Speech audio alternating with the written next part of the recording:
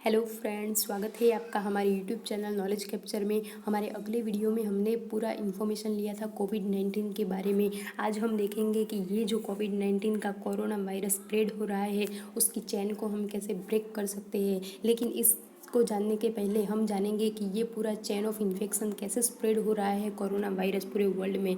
तो ये है उसका chain of infection. Infectious agent यानी कि हमारा कोरोना वायरस जो किसी इंसान के बॉडी में एंटर हो गया है तो वो इंसान क्या कहलाएगा, रिजर्वियर यानी कि कोरोना पॉजिटिव पेशेंट बन जाएगा। फिर इसके बॉडी में से उसका कोरोना वायरस का एग्जिट होगा। एग्जिट मत होके फिर अलग अलग मोड से लाइक हमारे अगले वीडियो में हमने देखा था कि कॉन्टैक्ट से, एयरबोर्न ट्रांसमिशन से कोई होस्ट है उसके बॉडी में एंट्री होगी, कोई होस्ट में यानी कि कोई दूसरे इंसान में, और ये इंसान भी अब बन जाएगा कोरोना पॉजिटिव पेशेंट। और इसके बॉडी में से फिर कोरोना वायरस निकल के दूसरे इंसान के बॉडी में जाएगा और ये पूरा साइकिल ऐसे घूम रहता है और दिन ब दिन कोरोना पॉजिटिव वाले पेशेंट बढ़ते जा रहे हैं। और हमें क्या करना है कि ये जो इन्फेक्शन स्प्रेड हो रहा है उसकी एक भी लिंक अगर हम तोड़ देंगे तो हम इसके ट्रांसमिशन को स्टॉप कर सकते हैं।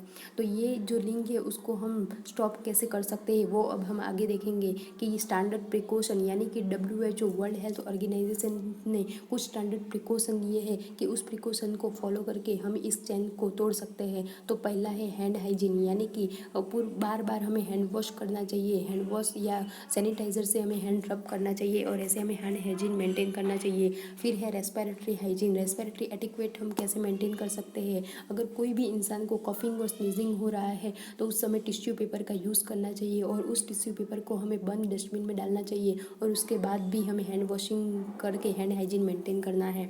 फिर है पीपी। हम बार बार इसको न्यूज़ में पढ़ते हैं कि हमने चाइना से बहुत सारा सप्लाई लिया है पीपी हमारे देश में बढ़ा रहे इसलिए। और इस पीपी क्या है, तो ये है पर्सनल प्रोटेक्टिव इक्विपमेंट। तो ये personal protective equipment health care worker के लिए यूज़फुल होता है ताकि इसका यूज़ करके वो इन्फेक्शन से प्रिवेंट रह सकते हैं। तो इसमें कौन कौन सी चीज़ आती है, तो ये पहला है डिस्पोजेबल हुड यानी कि पूरे हेड और गर्दन को कवर कर सके ऐसा एक बनाया हुआ मटेरियल है जिसको डिस्पोजेबल हुड होता है। फिर ये डिस्पोजेबल नॉन वूमन गाउन, ये पूरा गाउन होता है। फिर मास्क होता है, फिर होते हैं शूज़ कवर, फिर होते हैं आई गियर और ग्लव्स, और ये सब मिला के एक तैयार होता है पर्सनल प्रोटेक्टिव इक्विपमेंट का किट जिससे हम इन्फेक्शन को स्प्रेड करने से रोक सकते हैं। फिर है सेफ़ इंजेक्शन प्रैक्टिस। जो भी इंजेक्शन पेशेंट को दिया जाता है उसमें सेफली उसका हैंडलिंग करना है। फिर है जो भी पेशेंट के लिए इक्विपमेंट यूज़ हो रहा है उसका प्रॉपर हैंडलिंग और क्लीनिंग करना है। फिर है एनवायरमेंटल क्लीनिंग यानी कि ये सिर्फ हॉस्पिटल के लिए लागू नहीं पड़ता लेकिन हमारे घर के लिए भी ये लागू पड़ता है कि हमारे घर के आजू बाजू का जो एरिया है और हमारे घर में भी हमें प्रॉपर क्लीनिंग मेंटेन करना चाहिए क्या, क्योंकि हम ये इन्फेक्शन को प्रिवेंट कर सकते हैं। फिर है जो भी लिनन्स हॉस्पिटल में यूज़ होते हैं उसका प्रॉपर हैंडलिंग एंड क्लीनिंग करना है। वेस्ट मैनेजमेंट यानी कि हॉस्पिटल का जो वेस्ट है उसकी जो गवर्नमेंट की गाइडलाइन है उसके प्रमाण में हमें उसको फॉलो करके बायोमेडिकल वेस्ट मैनेजमेंट करना चाहिए। तो ये सब था कि स्टैंडर्ड प्रिकॉशन जो चेन ऑफ इन्फेक्शन थी, जो इसको हम अगर तोड़नी है तो हम क्या क्या स्टैंडर्ड प्रिकॉशन ले सकते थे।